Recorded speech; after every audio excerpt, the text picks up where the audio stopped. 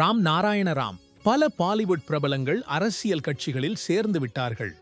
அவர்கள் பாராளுமன்றம் வரை சென்று விட்டதால் இப்போது அவர்கள் தார்மீக பேச்சுகளை ஆரம்பித்திருக்கிறார்கள். நேற்று வரை மதம் பற்றி தெரியாதவர்களே இன்று மதத்தின் காவலாளிகளாகிவிட்டார்கள். எல்லா பிரபலங்களும் விளம்பரத்துக்காகவே செயல்படுகிறார்கள். அமிதாப் பச்சனை பற்றி பேசினால் அவருக்கு இன்னும் என்ன பணம் தேவை? அவ்வளவு பணத்தை என்ன செய்வார்?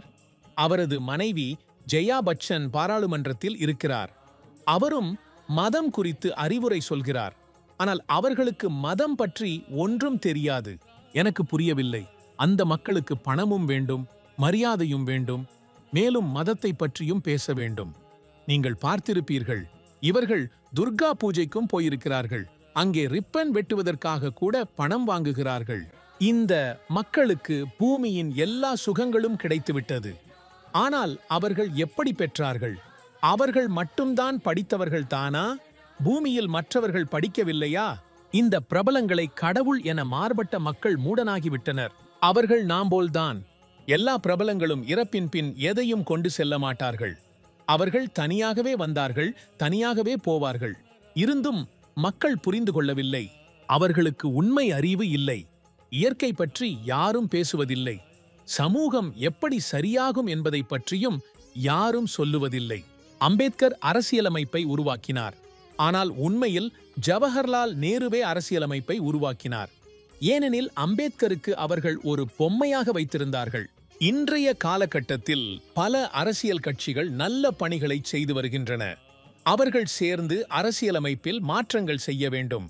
ஏனெனில் சுமார் 75 ஆண்டுகளுக்கு முன் உருவாக்கப்பட்ட அரசியலமைப்பு இன்றைய காலத்திற்கு எப்படி பொருந்தும்? இப்பொழுது அறிவியல் மாறிவிட்டது, கல்வியும் மாறிவிட்டது, நாடும் மாறிவிட்டது, சிக்கல்கள் அதிகமாகிவிட்டன.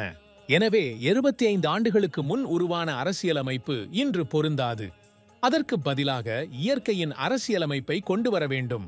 இயற்கையே எல்லா சிக்கல்களுக்கும் தீர்வாக இருக்கிறது. மனிதர்கள் இயற்கையிலிருந்து வந்தவர்கள். இயற்கையின் 5 மூலதத்துக்களின் காரணமாகவே மனிதர்கள் உருவாகியுள்ளனர். இயற்கையின் உணவுகளை சாப்பிட்டே நாம் உயிரோடு இருக்கிறோம். எனவே அரசு இயற்கையின் அரசியலமைப்பை கொண்டு வர வேண்டும். எதிர்க்கட்சிகளும் இந்த மாற்றத்திற்கு ஆதரவு கொடுக்க வேண்டும். இயற்கையின் அரசியலமைப்பு பூமியில் அமலுக்கு வந்துவிட்டால் எல்லா பிரச்சனைகளுக்கும் தீர்வு தானாகவே வரும். இப்போது கூட மக்கள் மாறவில்லை என்றால், இயற்கையை ஏற்கவில்லை என்றால், அதன் தர்மத்தையும் சட்டத்தையும் பின்பற்றவில்லை என்றால் மிகப்பெரிய அழிவு நடக்கப் போகிறது. அதை நாம் தாங்கிக் கொள்ள வேண்டும்.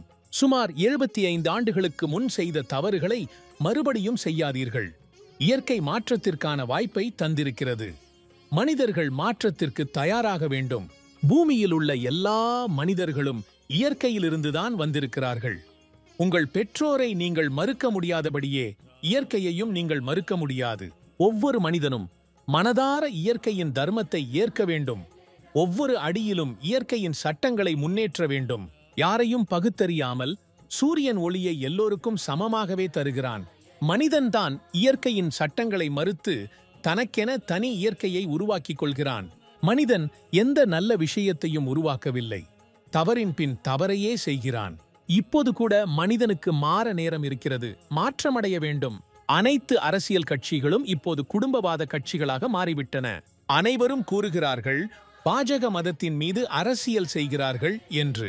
ஆனால் மதத்தை விட்டு வேறு எந்த விஷயத்தின் மீது அரசியல் செய்ய முடியும்? பூமியில் ஒருவரும் மதத்தை மறுப்பதில்லை.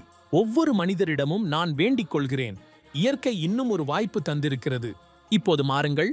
ஏனெனில் பூமி சுமார் 52 முறை மாறிவிட்டது. இப்போது மாறினால் யாரும் மீள முடியாது.